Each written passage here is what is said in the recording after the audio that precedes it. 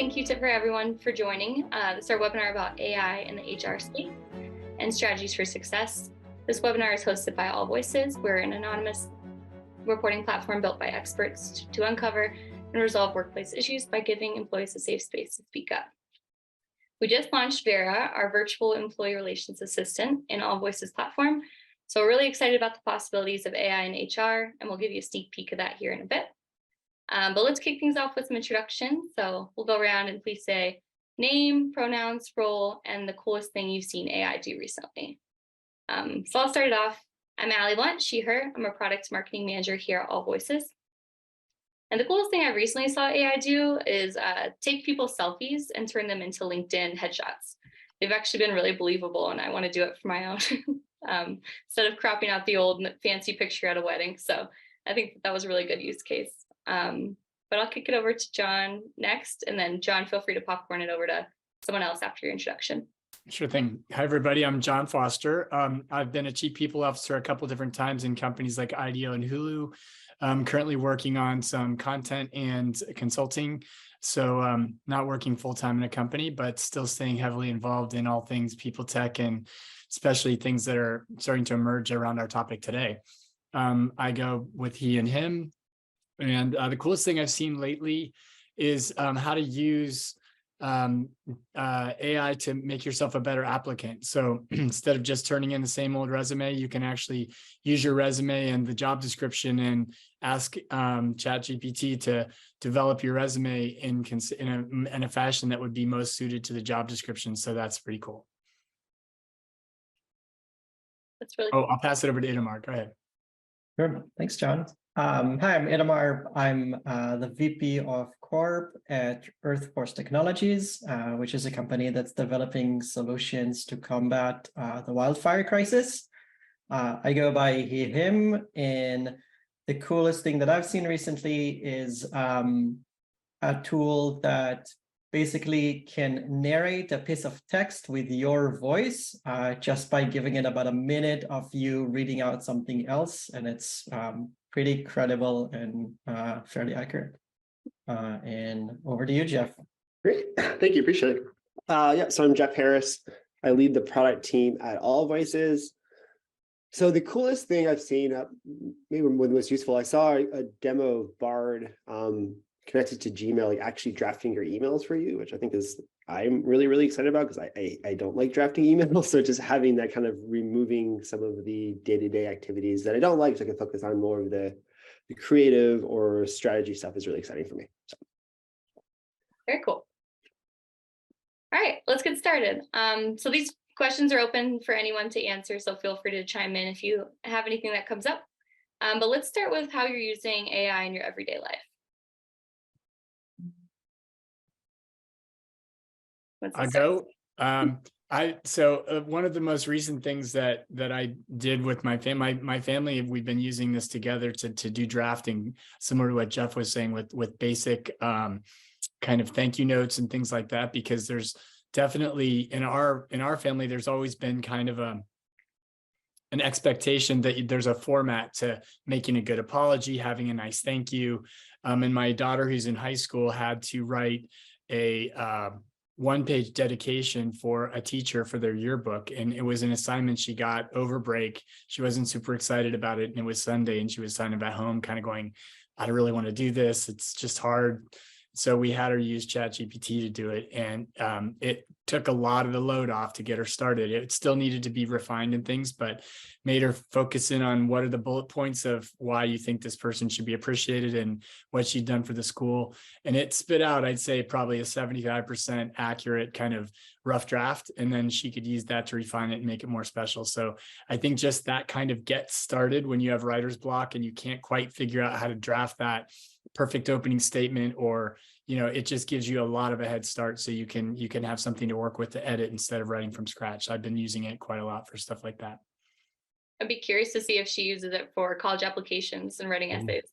Yeah, maybe. There's certainly, I think I follow one of the guys that's posted heavily on this is the Dean of Students at Stern NYU, and there are a lot of really good reasons why we can get students elevated, not doing the same old, like, because a lot of the work they're doing is formulaic anyway. That's why they go get coaching and pay money to get people to help them write their applications, because there's a way to do it.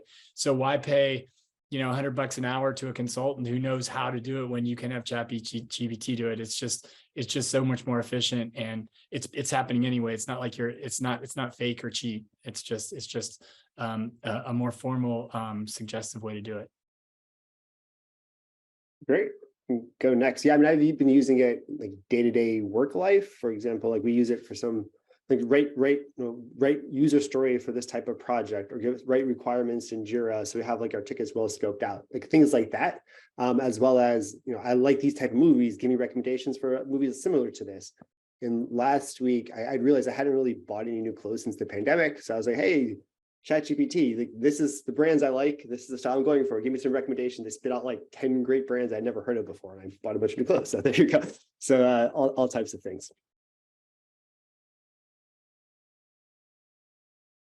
For me, both kind of like in my, so I don't have the luxury of like just doing work on the people side of the house, which is actually one of the things that I really like about my job. But it helped me do work there in a much more effective way. So I had a job description that I needed to craft this week, which I was using it for, and with a few iterations got to something that was 90% what I was looking for.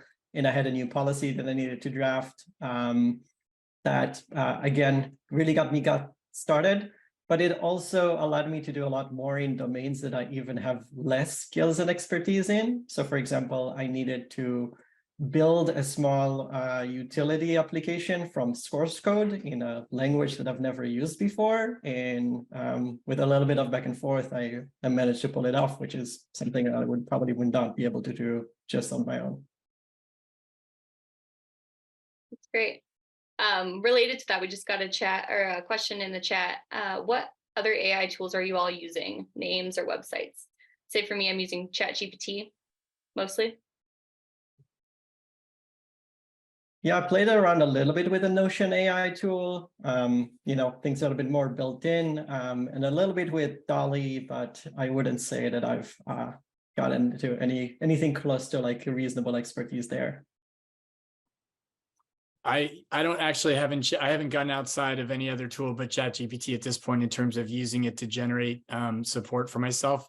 But I'm noticing in search and in other organizations, for example, even at AllVoices, the use of AI is embedded in a lot of places now. And so I'm mostly noticing it more where it's happening and how it's working, so I can start tracking a little better.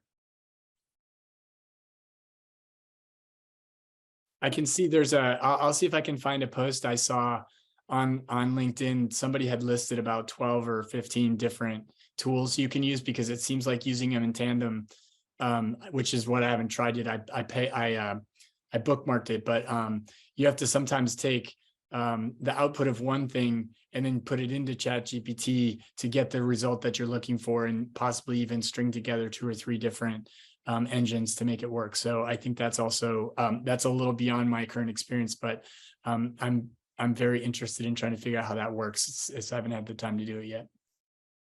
Yeah. Nothing new, nothing. I mean, played around with a lot of different tools. Yeah, I find myself going mostly back to Dolly, Midjourney, GPT, our tool Vera a lot. So yeah. John, kind of related to what you're trying to figure out there. Is there any task that you'd love AI to take off your plate that you haven't figured out a way to do that yet? So I'm fascinated right now with calendar management. And I really think there's an opportunity there there's so much data in a calendar that we don't really know how to mine or use. And I think, so if I could ask AI to plan my week, I've never had an executive assistant my whole career. I've always just done things myself because the tools are good.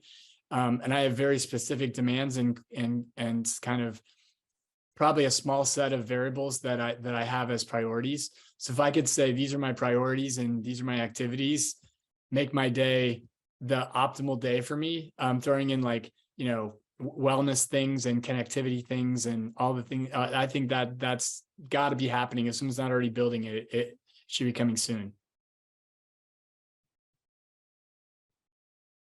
I'd say for me, maybe, I don't know, it's maybe a little bit my like the contrarian in me, but I heard something really wise that I'm now incorporated. I think it was the incoming CEO of Grammarly who said that AI's like biggest like marketing or branding mistake is using the A for artificial, where it should have been augmented.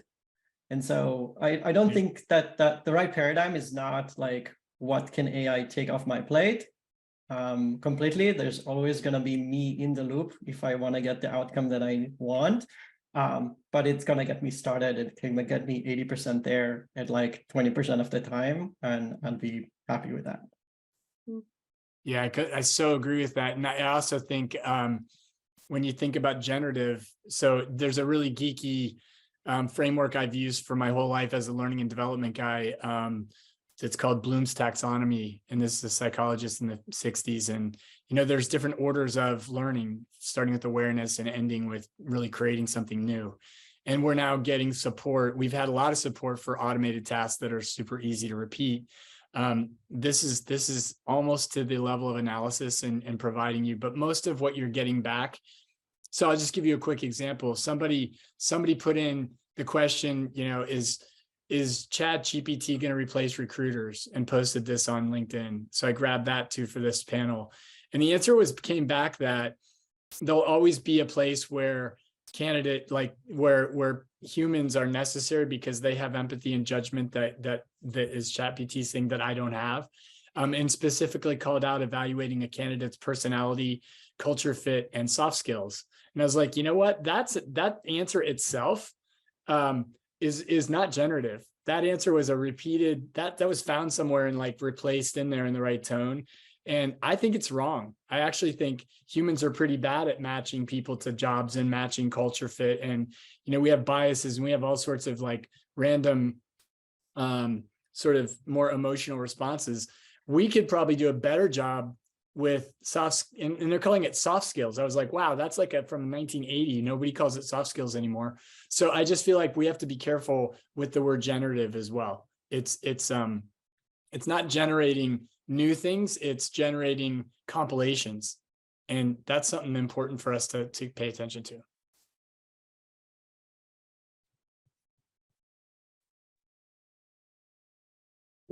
Sorry, can you repeat the question?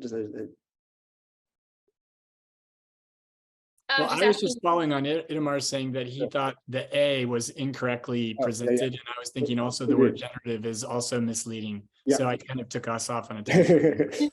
Well, on your tangent, John, we did get a comment in the Q&A about people who are in talent acquisition. If you take like 50 cover letters from recent candidate submissions, plug in a few keywords about the role into ChatGPT and compare the results. Apparently, comparing the results, yeah, quite a few people. I love that. So the thing is, like, and I see that you're calling them lazy. That's okay. I think that our process for matching candidates and finding them is stuck in the Stone Ages. And so having what I've always said about HR software, I've lived through like several generations because I started my career when we did most everything with paper and everything. And so I've seen, you know, HRIS automation and all these workflow things. All that's ever happened to me in these zones, in these early stages, is things that are bad are bad faster. So like cover letters are often formulaic and written in a tone and with the right words to capture someone's attentions. They're not necessarily be a useful exercise for discovering something about a person's interest or background. So I hope maybe what this will do is accelerate us into a place where we use better techniques and better tools and not rely on outdated forms of letters and resumes and things like that, because I just think the fundamental problem is below the automation. It's actually the technique itself. Yeah, that's a good point. There's something really profound that's happening there that I think talent acquisition is probably has one of the really fascinating examples of it, where in our evaluation process, we're now no longer like evaluating people on what we think we're evaluating them. You know, when taxis were still a thing, you know, taxi drivers in London were basically evaluated on their ability to memorize the entire map of London in their head. And that was the only way to basically ace that test. And now each and every one of us is able to ace that test because we're using Google Maps, right, and we can just type in the address and follow instructions. yeah, And that's kind of like what's happening is here as well, right? Like a cover letter was meant to evaluate our kind of unique ability to research the company or our innate writing skills. And it just no longer does that. It's now evaluating something else. Same goes for coding exams, by the way, and coding assignments that have become super popular in our space. They're just no longer evaluating what we think they're evaluating, and we should really be rethinking how we're using these tools. Well, and just similar scenario that I happen to keep talking about my kids here, sorry, but we've been through the college application process recently. We're coming up on we're finishing our third time right now over the past 5 years. And the Common App has created a deluge of applications that all look the same and really don't separate anything out. So some schools have, and the tests don't work. So we're really starting to realize that schools aren't evaluating potential candidates on the characteristics that might make up a great university. And I think that that's what we have to do in the commercial space of interviewing and recruiting as well, as we have to invent better ways for us to discover, match, and select candidates. And then we won't have to worry about like the stuff. I think it was Brad who said that before. I agree that like using it is going to make it like, it's not making it any easier. It's just going to make everything look the same. And so if everything looks the same, then what are we doing? We can't use that to select anymore. We have to find a different way to select. Mm-hmm. Cool. Kind of going into that, I was going to say, John, I don't think AI can fully replace the human in human resources. I think that there are some things that can definitely be streamlined and automated. But wanted to hop into a quick demo to show Vera, because in her case, she can help with things like drafting policies, DEI efforts, mitigating risks, answering frequently asked questions, and so much more. So let's go into a quick demo. And just while you're going to the demo, since Brad keeps posting, and I want to just make sure he knows I heard it. Let's have a dialogue after this, because I'd love to talk to you more. So maybe connect on LinkedIn or something, and we can set up a chat or just do some comments there. Great. Okay. So you see Vera here. She's the icon. We can pop her open. And then we have some prompts here just to mainly show you what she's capable of answering. And you can hit them quickly to get quick responses. And you can type in below here to show any issues or questions you may have as well. So let's start with, Vera, can you help me with an issue? Of course, she's going to say she can help. So let's go with Jake and Bobby got into a fight at work. What should I do?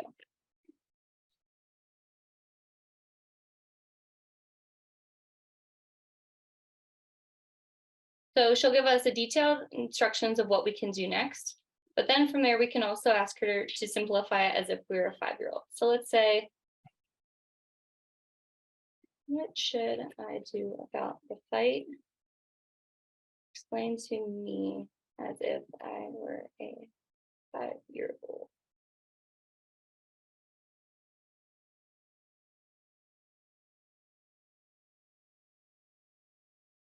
So then she really simplifies it here so that she can take very complex issues and kind of simplify them down for you.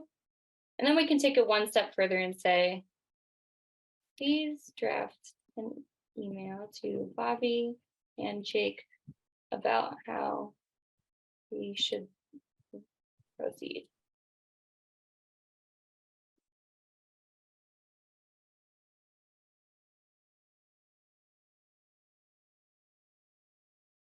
So then you'll also have a draft here, and of course you'll want to take a look at it and edit it based on what makes the most sense for you. But it takes a kind of a workplace issue and simplifies it and allows Vera to do about 90% of that work for you, kind of checking in and making sure it works well. I'll do one more example. This one will be a little bit more complex. So let's say I have an employee at my company in California who is not taking a meal break. What should I do?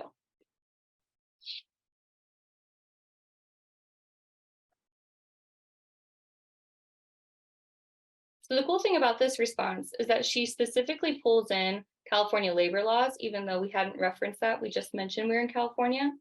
So this will give you what the law is, how you should enact on it, and then if the employee doesn't continues not to take the break, what you may need to do from there.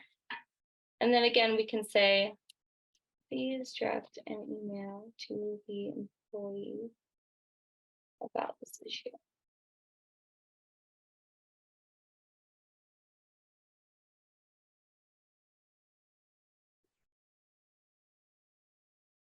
Then you'll see similarly, you can just pretty much plug and play with this email to make sure you're hearing your employees and speaking on other issues. And the cool thing about Vera is that you can talk to her about things that are outside of the AllVoices platform.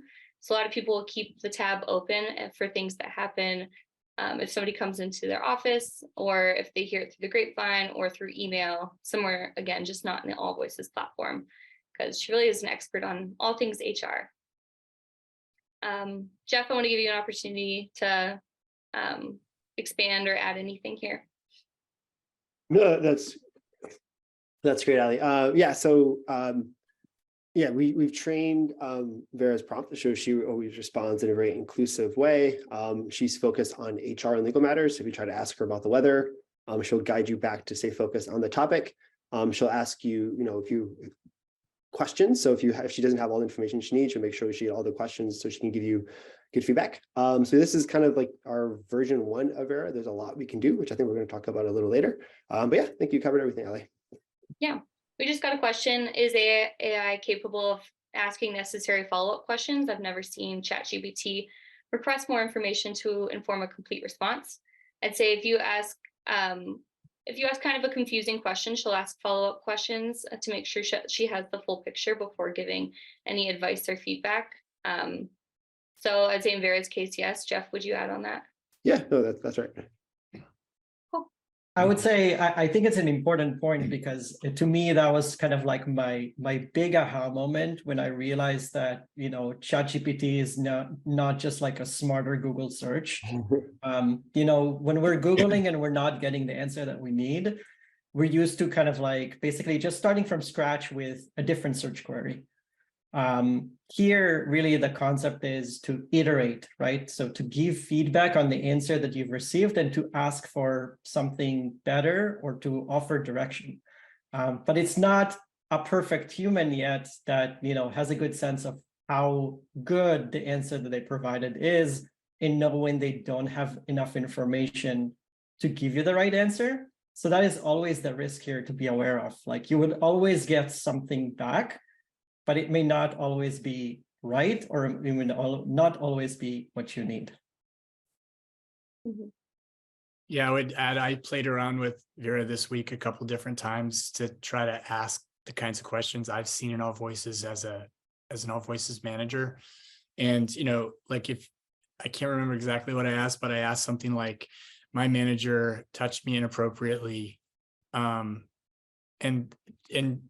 Vera kept telling me to report it to an HR person or report it to a manager. And I kept saying, what if I don't trust that person? What if because the original reason I love AllVoices is it gives you the async encrypted way to talk to somebody and talk through it. And the iteration that's occurred in those dialogue conversations has been amazing to me, compared to like something being unspoken and undiscovered. And so this person does feel safe, and they're talking about it and they're working through it. And our HR business partners have been able to coach people through some of their choices. And I didn't think Vera was doing that yet. I think it could and will, especially if you've got inside the system the experience that our team put in when we were doing that, because certain case type things do have questions you would ask, and they have more diagnostics and they have more investigative components. So I think AI's got a ton of potential there, but it's not. I don't think it's there yet. It takes more training. Mm-hmm. John, as an HR pro, you've been a CPO quite a few times. Do you see if there's been any apprehension to AI being used in the HR world thus far? Absolutely. Like on several fronts. One of them is that one, the judgment to interact with sensitive issues. Like so many times, our previous version of this is email, like, it's your hr@company.com email gets a lot of that kind of request coming in. Sometimes the downside of that has always been that the person's identity is on it. So identity tracking is going to cause people a lot of concern. And one of the things that I would think would be most valuable is to know if this is a return person. So we have to build a lot of confidence that there's a trusted, protected, secure relationship going on here. I've seen a fair number of people worried about the bias that's built in. So we have to be super careful about that. And pushback has come to me already around, the types of answers that come out are kind of factual, but they're like rookie HR business partner type answers because they're so benign and like sort of factual. They don't have the nuance. So people are concerned about that sensitivity piece. And then the last thing is just the external, internal. Any platform, not just AllVoices, but the content that makes it valuable is outside of the company. And in order to combine the inside company, and I'd love to hear what Jeff has to say about this, the inside company information with the outside company information to build a cohesive, complete answer is going to cause a lot of security officers fits, because we can't even get like basic data to share between like employee records and companies that are hosting things in the cloud very easily. So we're going to have to be really clear, like what's coming through which place and how. So maybe, those questions I would aim them at Jeff anyway, but any thoughts on that?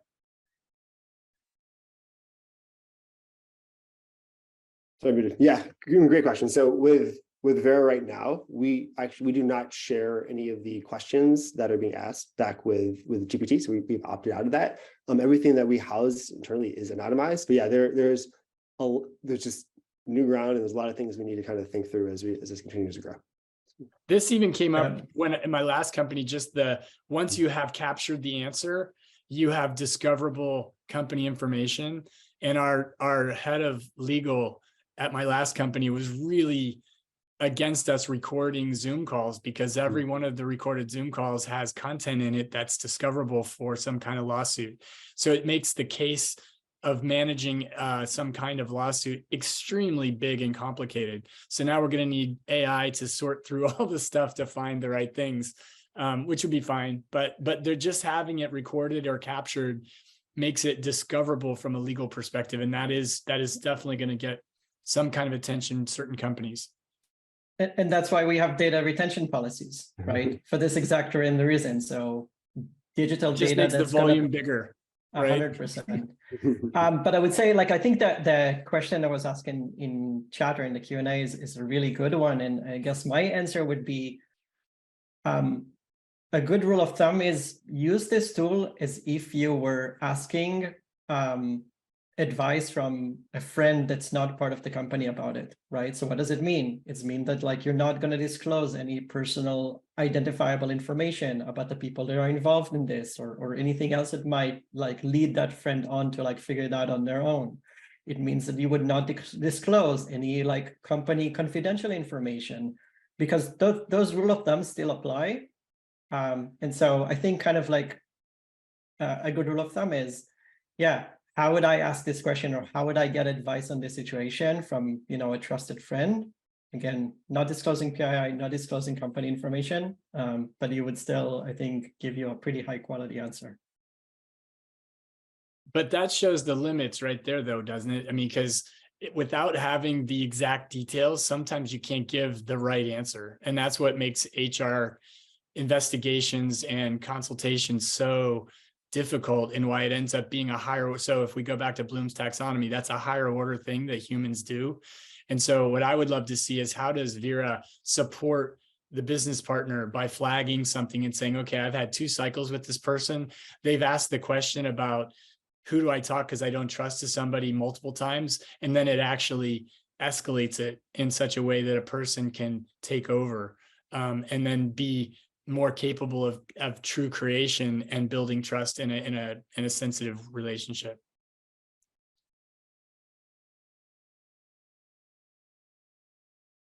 Good. We have a couple of other ones in here. Let's see. Love other perspectives on chat AI. What are your thoughts on digital AI? especially in the space of using avatars for digital co-facilitation in corporate trainings? What are some of the benefits and risks in that area?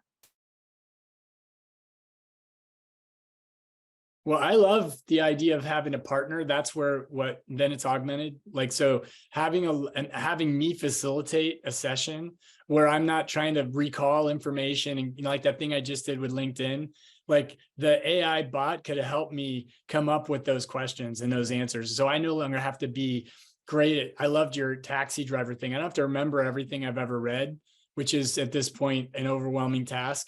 But having an expert with me who can take that off so I can focus more on connectivity and learning and sort of, higher order analysis would be so nice to have.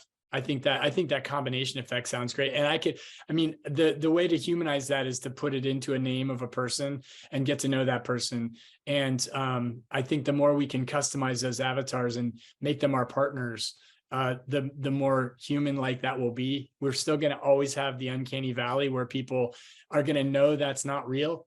So the more you're obviously making it not real and saying this is my partner, the better it will be in terms of getting things to be taken in.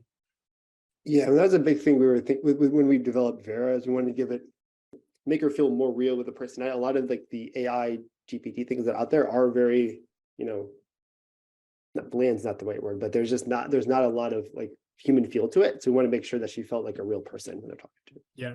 Mm-hmm. But so my point is, like, I don't think she is a real person. And I think it's important that you can have an avatar name that has personality, but just like CP30 and R2D2 maybe are the first, truly memorable computers. Maybe it was 2001 and HAL, but like the idea that you can have a relationship with an entity that has a name and its own unique personality is really important. But to recognize that it's not attempting to be human and is clearly not human, I think makes it more credible and easier to trust. We have a couple related questions here on unacceptable usage or unethical usage. So the AI seeming pretty human and responding to an employee, is that ethical? And then on the flip side of that, like Vanderbilt drafting an email related to a shooting, which received a lot of media coverage and blowback because they used ChatGPT. So maybe we talk about what we think are some unethical ways of using AI and how better ways to use them instead. Yeah, I think as we talked a little bit about it, yeah, I think it gets you 80-90% of the way there, but you still need to be, the one to review it, edit it, and type of thing. Like one example we're thinking through at AllVoices is when an employee case comes in, have Vera draft a first response for the admin to send the employee. But again, she's not going to auto send that. It's just draft a response and the admin. It's up to the admin to review it and make the edits and send it before that. So yeah. Well, similar. I didn't see the Vanderbilt case, so I'll have to go look for that and read up more on the context. But I was thinking already before I saw that one of the hardest jobs I've had in the past 3 years is to respond in a timely way to one of the emerging events in the social economic, surrounding, context surrounding us, and that goes from a shooting to a hurricane to fires, any sort of like major political movement. If you have an international business, you have to start wondering where are our people, and drafting a communication to go out to the team with a CEO involved and a head of communications and a couple of business partners is really disruptive and very difficult. And I'm thinking of somebody did an update to a policy at one of the companies I worked on that was a dress code violation policy, and it was just terrible. It was so bad, and they posted it without us reviewing it. And so in both those cases, it would have been, I think, far better to have an assistant, an AI-driven assistant, get me the draft and then say, here's our draft. Let's meet for 30 minutes and let's talk through the sensitivities, ask it to fix it, and then put the final touches on it. And that would be so much more efficient. And I still think that involves executive judgment to drive it. So I don't see how that's unethical. I think having an AI thing auto send something out about a shooting would be definitely inappropriate. I'm not sure if it's unethical. It's just, I think it's stupid, but I'm not sure where it crosses the line in terms of ethics on that one. capturing information and using it against you, or unknowingly taking things that I'm saying and using them to track me and things like that, that's ethics. And I think that's wrong. So companies and a lot of employees don't trust their companies. They're being supervised in all sorts of ways that are surreptitious, like not good. So I think there's definitely going to be some ethics concerns as we go forward. Yeah, I think it's kind of like that first step, that's synthesizing the thoughts you already have and pulling data and facts that you didn't have on hand to help support your points. But then it's having the human finalize it, add those personal details so that it's not strictly a robot responding for some of these very sensitive matters. Yeah. Good point. I love the question in the chat, kind of looking at another possibility of something that is part of our day-to-day job of, survey analysis and sentiment analysis, and generally speaking, getting a pulse on what's happening in the company. And I couldn't agree more that this is a place where AI is already doing quite a bit and will probably do more going forward. If you're interested in diving deeper into that, there's a lot of really interesting research coming from a company called OrgView on this particular topic. They've done a lot of really interesting experiments of, rather than going through this very cumbersome 50+ questions, on a Likert scale responses, just ask 3 open text questions and then do complex text analysis and sentiment analysis on the content, and the amount of organizational insights that they're able to get out of that is quite impressive. So it's already there, and it's getting better and starting to get into mainstream, or at least I would like to hope that it will. That tees up my next question really well about what are some other potential future developments in AI impacting the workplace in particular that you all are excited for?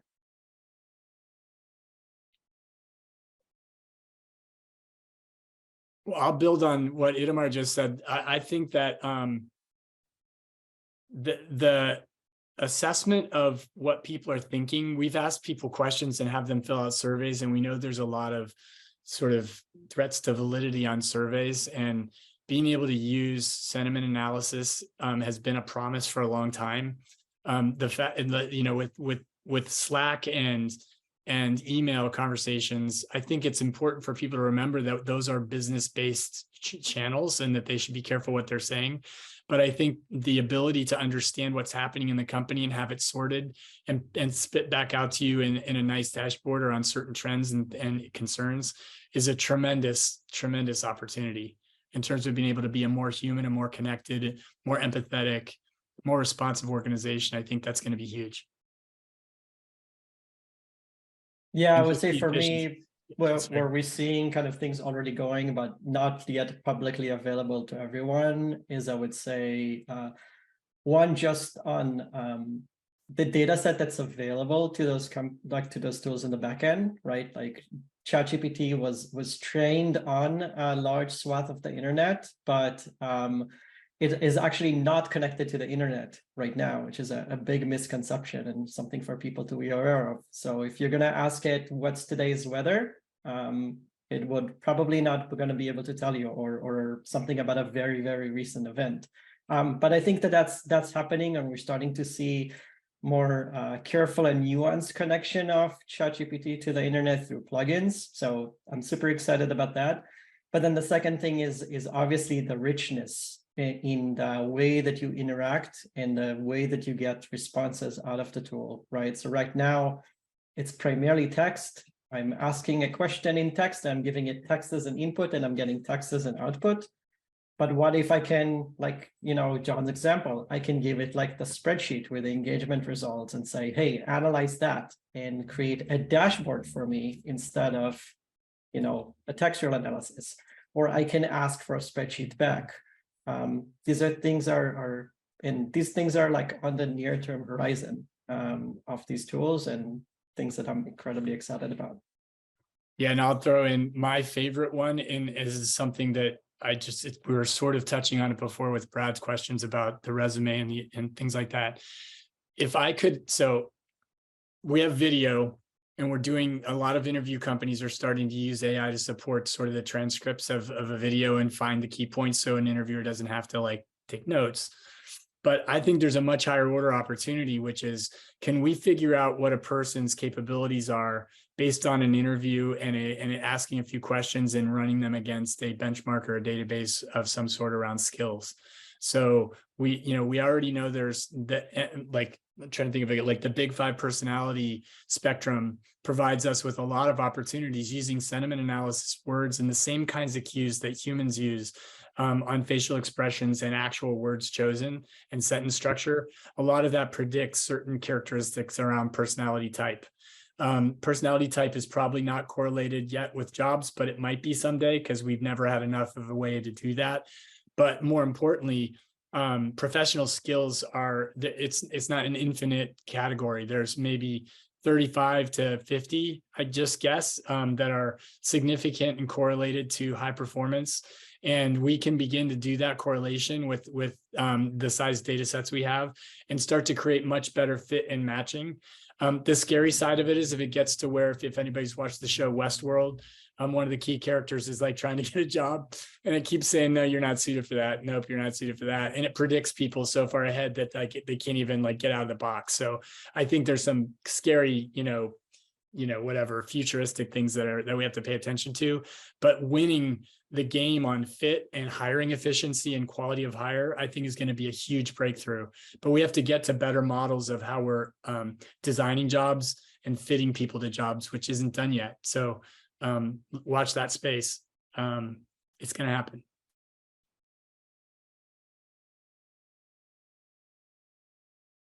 Great. I guess knowing some of those more scarier futuristic things and knowing the really cool positive things that we know that are coming, John and Itamar, would you say that you're optimistic about the future of AI in the workplace overall? Absolutely. You go first, Itamar. You say this time. Yeah, I think it is happening, and I think this was kind of the big inflection point to me, right? AI is not something that was invented in the last year, but it really seems to have hit an inflection point where on enough places, it gives you more value than trouble. And I think it's just going to continue down that track. I do think that there's some really interesting ethical debates around AI that are happening right now and are really crucial. I think there's another important aspect that around the, forget the exact term, but I think it has to do with like the fact that the models can be examined. Basically, you can understand how the model got to a particular answer, because that is really what's really essential for us to root bias out of these tools, which is something that we can't quite do with humans, Right. but definitely possible with these tools. And again, a reason why I'm super optimistic about the prospect of them in our space. Yeah, plus 100 on the ability to evaluate a model with a diverse set of people is going to result in a much better model. And when the model is explicit, it's much easier to do that than if it's just somebody's head. The other thing I would just say, I'm super optimistic about it. And I think we're counting on companies like AllVoices and Searchlight and 15.5 or Lattice or whatever the platform might be to really start embedding the AI power into their platforms, because most of the companies I've worked for are not IBM, and they're not Microsoft, and they're not Google, and even Google has a hard time applying their tools to their own workplace. So we really need partners that can help us push this stuff forward to really get to higher order, better practice. One thing I would just say I'm optimistic about is just meeting effectiveness, time management, and general workplace satisfaction. We do a lot of busy work. Now there's a downside to that, is busy work is also sort of like rhythmic, and it feels good to get it done. It makes you feel productive. And so I don't think we have to be careful about like making everybody's jobs like higher order thinking all day, because we can't handle that. Like our brains and bodies don't work that way. So it'll be interesting to see. What I'm excited about is just like how the work week is going to change. This whole discussion about flexible work and home versus office, AI is going to have a huge impact on that. So, no sense fighting over the crumbs today. Let's just wait another couple of years and most of those things will start to get worked out. Yeah, it's crazy how fast it's moving. Like when we started discussing building Vera a few months ago, we really wanted to train her on our resource library so she can answer all voice specific questions. And like we didn't have any idea how to do it. Like it was going to be like a multiple month project. And now we can do it in like 2 weeks with all the new tools out there. So it's just like it's crazy how everyone's building on top of it and just making everything easier to use. Jeff, do you want to expand on that and talk about new innovations we want to see with Vera in the future? Yeah, sure.